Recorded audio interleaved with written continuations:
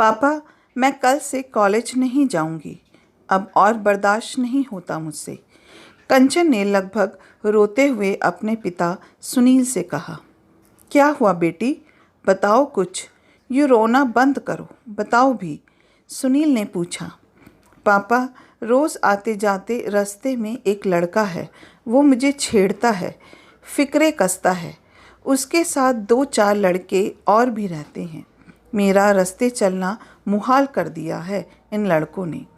कंचन ने आंखों में पानी भरते हुए कहा। कौन कुत्ते हैं? तू अभी चल मेरे साथ, मैं उसकी खाल उधेड़ दूंगा, सुनील ने ताव खाते हुए कहा। नहीं, मैं नहीं जाऊंगी, आप ही जाओ, शेखर नाम है उसका, कंचन ने बताया। सुनील बहुत गुस्से में भरा गया और लौटा तो उसका मुंह उतरा हुआ था। क्या हुआ कंचन के पापा, उसको अच्छे से धमका आए ना? कंचन की माँ ने पूछा। अरे वो तो गुंडे हैं पूरे, 6-7 जने थे। वो तो मरने मारने पर उतारू हो गए और बोले ज़्यादा गर्मी दिखाएगा तो कंचन पर तेजाब डाल देंगे, सुनील ने घबराए हुए कहा। ओह, अब क्या होगा? ये तो बहुत बड़ी बात हो गई। मेरा तो दिल घबरा रहा है। मेरी फूल सी बच्ची कितनी तकलीफ़ में आ जाएगी। कंचन की माँ बहुत घबरा गई।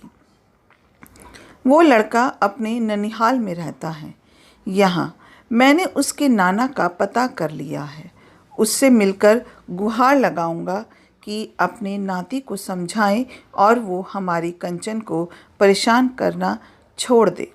मैं उसके पास जाकर आता हूँ। कहते हुए सुनील उठ खड़ा हुआ। मैं भी चलती हूँ, मैं भी उससे विनती करूँगी, कंचन की माँ ने कहा। नहीं, मैं ही जाता हूँ, कहकर सुनील चला गया। जी, वो आपका नाती मेरी बेटी को राह चलते छेड़ता है, उसे समझाइए, यूँ मेरी बेटी को ना सताए। उसकी और मेरी इज्जत का सवाल है। मेरी बेटी कहती है कि वो जब कॉलेज नहीं आई जाएगी।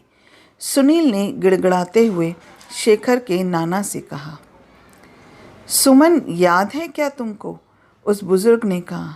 सुमन? ओह, सुनील ने बैठे हुए दिल से कहा। याद है ना तुम और तुम्हारे 2-4 लफंगे दोस्त मेरी बेटी सुमन को स्कूल जाते वक्त छेड़ते थे।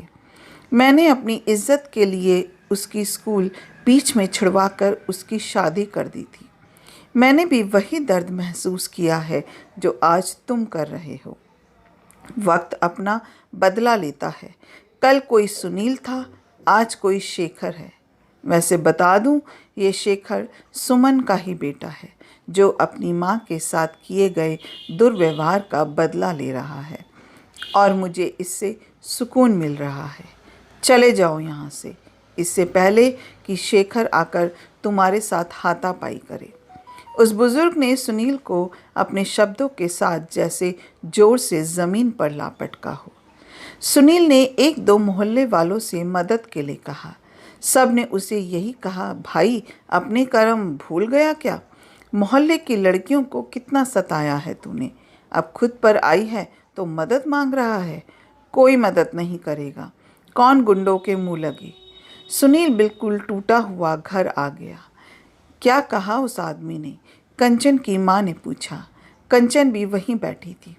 अरे वो बुढ़ा तो बहुत अकड़ू है, बोला मैं क्या करूं, जवान लड़के घर वालों की बात कहाँ मानते हैं। सुनो, क्यों ना हम पुलिस में शिकायत दर्ज करवा दें, सुनील ने हिम्मत दिखाते हुए कहा। पापा, पुलिस में शिकायत दर्ज की तो वो गुस्से में आकर मुझ पर तेजाब वेजाब ना फेंक दे। अखबार में बहुत पढ़ने को मिलता है और पुलिस भी उनको क्या सज़ा दिलवा पाएगी। 6 महीने से ज़्यादा तो सज़ा होगी नहीं उन्हें, कंचन ने आशंका जताई। अब मैं क्या करूं बेटा, कहाँ जाऊं, किससे मदद मांगूं? मोहल्ले में भी कोई साथ देने को तैयार नहीं है, सुनील ने बिल्कुल निढाल और लगभग रोते हुए कहा। मोहल्ले वाले तो तब मदद करते ना पापा जब आप एक अच्छे इंसान होते। पूरे मोहल्ले की लड़कियों को आपने अपने 2-4 लफंगे दोस्तों के साथ मिलकर परेशान किया है। अब कहाँ है वो आपके लफंगे दोस्त? कितनी लड़कियों की पढ़ाई आप जैसे शोहदों और दिलफेक आशिकों की वजह से उनके घर वालों ने छुड़वा दी, क्योंकि उन सब में भी जैसे आज आपकी हिम्मत नहीं है उस तरह हिम्मत नहीं थी। जानते हो, वो जो शेखर है ना, उसकी माँ का नाम सुमन है। वो पढ़ लिख कर एक टीचर बनना चाहती थी। उसकी पढ़ाई आपके कारण छूट गई। उसकी जल्दी शादी करवा दी गई। वो तो उसका पति अच्छा था जिसने उसे पढ़ाया और वो मेरे कॉलेज में अब प्रोफेसर है। और ये शेखर मुझे कोई छेड़ता वेड़ता नहीं है। उसकी माँ ने उसे महिलाओं का सम्मान करना सिखाया है। वो तो मुझे आपकी करतूतों का पता चला तब मैंने शेखर और उसकी माँ के साथ मिलकर आपको सबक सिखाने के लिए ड्रामा किया है। पापा, आप जो दूसरों के साथ करते हैं ना, वो आपको भी कभी देखना पड़ सकता है।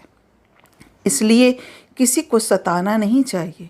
आपने वो कहावत तो सुनी होगी ना, मत सता लड़की को पाप होगा, तू भी किसी दिन किसी लड़की का बाप होगा। कंचन ने हिकारत भरी नज़रों से सुनील से कहा। सुनील सर झुकाए अपने पांव से ज़मीन कुरेद रहा था। आप अपने किए गए अपराध का प्रायश्चित कर सकते हैं। आप लोगों को समर्थन पे लीजिए और एक अपना ग्रुप बनाइए जो मोहल्ले की लड़कियों को छेड़ने वालों को सबक सिखा सके। 10 के आगे 5 का कोई मोल नहीं रहता। आप ये करेंगे तो आसपास के मोहल्लों में भी ये बात जाएगी। वो भी शायद ऐसा कोई ग्रुप बना ले जिसका उद्देश्य हो बेटी पढ़ाओ बेटी बचाओ। पापा, आपको ये करना ही होगा। कहीं से तो नई शुरुआत होनी ही चाहिए। कहकर कंचन अपने शर्मिंदा हुए पापा के गले से लग गई। खिलती हुई कलियां हैं बेटियां, माँ बाप का दर्द समझती हैं बेटियां, घर को रोशन करती हैं बेटियां। लड़के आज हैं तो आने वाला कल है बेटियां। अपना कीमती समय देने के लिए दिल से शुक्रिया। अगर आपको ये कहानी अच्छी लगी हो तो एक लाइक कीजिएगा, शेयर कीजिएगा और मेरे चैनल सब्सक्राइब करना मत भूलिएगा। फिर मिलते हैं एक नई कहानी के साथ। जय हिंद।